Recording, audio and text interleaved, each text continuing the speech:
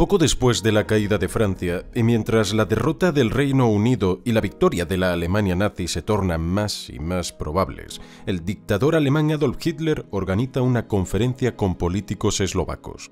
El objetivo de estos es aprovechar las condiciones favorables del momento para exigir la expulsión de la facción moderada del gobierno eslovaco y su sustitución por miembros de la rama radical proalemana. El Führer insinúa que el incumplimiento dejará al Estado eslovaco a merced de Hungría, revocando las garantías de protección que Eslovaquia había obtenido un año antes. Así, los eslovacos ceden al ultimátum germano. 2 años más tarde, en marzo de 1942, comienzan las deportaciones sistemáticas de judíos eslovacos a campos de exterminio.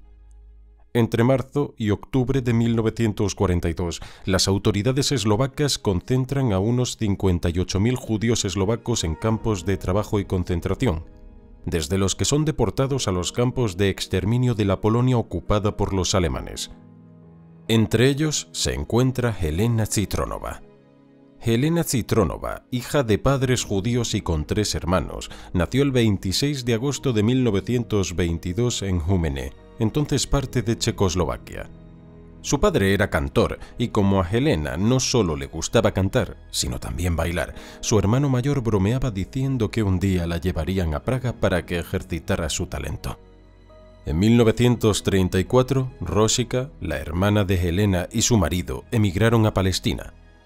Sin embargo, como él no encontraba trabajo allí en 1939, ambos decidieron regresar a Checoslovaquia junto con su hija.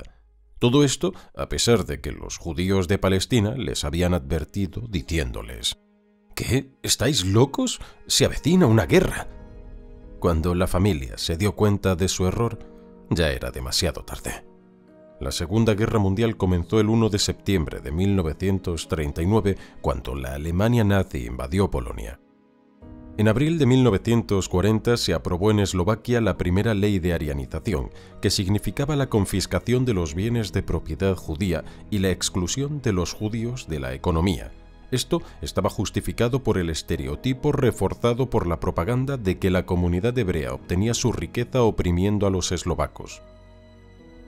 El 9 de septiembre de 1941, el gobierno eslovaco aprobó el Código Judío. La propaganda gubernamental se jactaba de que era el conjunto de leyes antijudías más estricto de Europa. Basada en las leyes nazis de Nuremberg, constaba de 270 artículos y era más larga que la Constitución eslovaca. Esta ley negaba derechos a los judíos eslovacos y los excluía definitivamente de la vida pública, restringiendo las horas a las que podían viajar y comprar y prohibiéndoles la entrada a clubs, organizaciones y actos públicos. También exigía, entre otras muchas cosas, que los judíos llevaran la estrella amarilla, anulaba todas las deudas contraídas con ellos y confiscaba las propiedades hebreas. Cuando algunos miembros del gobierno se mostraron en desacuerdo con la introducción del nacionalsocialismo en Eslovaquia, Wojciech Tuka, primer ministro eslovaco, cerró el debate espetando lo siguiente sobre su persona: «No soy un demócrata». Sin embargo, para los judíos eslovacos, lo peor estaba por llegar. Según un censo del 15 de diciembre de 1940, había 89.000 judíos en Eslovaquia. En marzo de 1942, el Estado eslovaco firmó un acuerdo con Alemania que permitía la deportación de los judíos eslovacos. Eslovaquia fue el primer Estado fuera del control directo de Alemania que aceptó la deportación de sus ciudadanos hebreos. Entre marzo y octubre de 1942, unos 58.000 judíos eslovacos fueron recluidos en campos de trabajo y concentración establecidos por el propio Estado, principalmente en los campos de Serej, Nováky y Vigne. A continuación, las autoridades eslovacas transportaron a los judíos a la frontera del gobierno general o del Reich alemán y los entregaron a las SS y la policía alemanas. La Guardia Linka, la policía estatal eslovaca, las palizas y el afeitado forzoso de sus cabezas eran habituales, al igual que someter a los judíos a registros invasivos para descubrir objetos de valor ocultos. Algunos miembros de la Guardia Linka incluso aprovechaban su poder para violar a mujeres judías. En 1942, Józef Tiso, sacerdote católico y presidente eslovaco, pronunció un discurso en el que justificaba las deportaciones en curso de judíos eslovacos. Al respecto, Hitler comentó después de este discurso lo siguiente: «Es interesante cómo este pequeño sacerdote católico Tiso nos envía a los judíos». Prácticamente todos los judíos eslovacos deportados fueron asesinados en Auschwitz, Majdanek, Sobibor y otros lugares de la Polonia ocupada por los alemanes. Solo sobrevivieron 300 judíos deportados en 1942 desde Eslovaquia a los campos de exterminio nazis. El Estado eslovaco pagó a Alemania 500 marcos del Reich por cada judío deportado para lo que llamaron readaptación y alojamiento. Durante la guerra, las autoridades alemanas y eslovacas deportaron a más de 70.000 judíos de Eslovaquia. Las autoridades germanas asesinaron a más de 60.000 de ellos. Al final del Holocausto, más de 2/3 de los judíos que vivían en Eslovaquia habían sido asesinados. El 25 de marzo de 1942, Helena Citronova estaba entre las 997 adolescentes y mujeres jóvenes solteras deportadas en el primer transporte oficial de judíos a Auschwitz.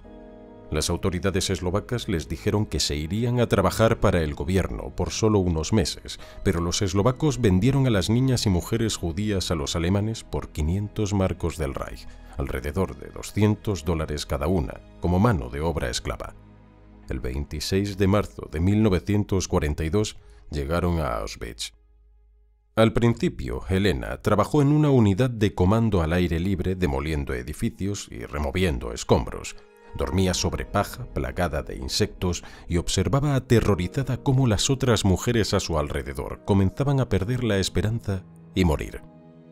Más tarde recordaría: «No nos permitían correr, así que cuando cayó uno de los muros, las niñas que estaban más cerca fueron aplastadas y murieron en el acto». Bienvenido al Instituto Español Funerario. Somos un centro especializado en el sector funerario. Sin embargo, el 30 de octubre de 1942, Helena empezó a trabajar en el almacén Canadá, clasificando las posesiones de los judíos asesinados. Se llamó así porque se pensaba que Canadá era un país de grandes riquezas. A su llegada les quitaban sus pertenencias y las llevaban allí. Los artículos fueron clasificados y enviados de regreso a Alemania, aunque algunos fueron robados por los guardias de las SS. Trabajar en el almacén de Canadá era uno de los pocos trabajos buscados en Auschwitz porque los prisioneros recibían comida y agua, podían dejarse crecer el pelo